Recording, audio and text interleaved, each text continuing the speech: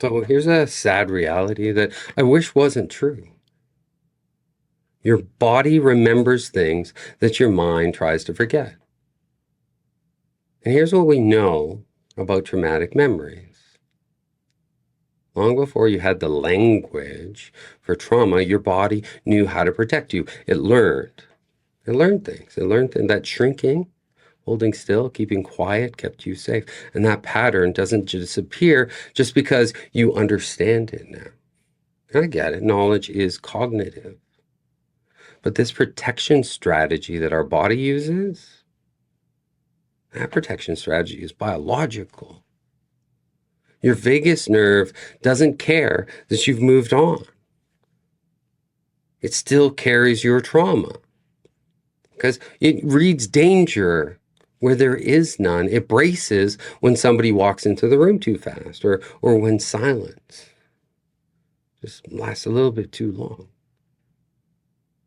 Because keep in mind, your body remembers things differently than your mind does. And the trigger makes it think that it's happening again, even if it's not. But here's what I know. I know that you survived every single trauma that's happened to you up until this point. I know that with 100% certainty. You survived. And that in itself is a real reality. The mind knows. We just need more time for the body because the body needs proof. And here's how we give it that proof. We start with the simplest act of defiance. And we do it against fear.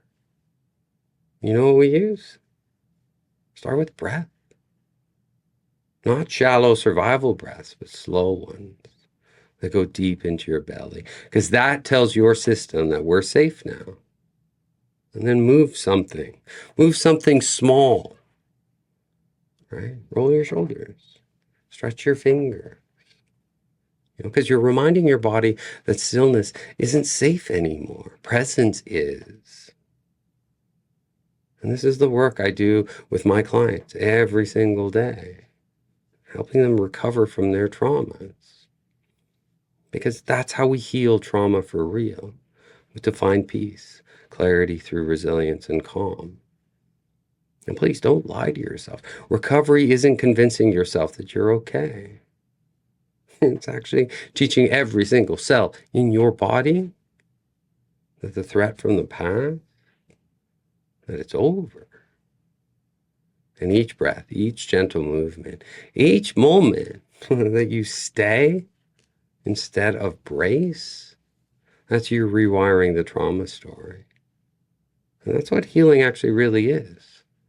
It's a slow, steady reunion between the truth in your mind and convincing that there's truth in your body as well. And the day that, they finally believe each other, your mind and body communicate, that's the day that you feel free. And it might not be today. It probably isn't today. But guess what? You keep doing the work and then you realize that that day is coming.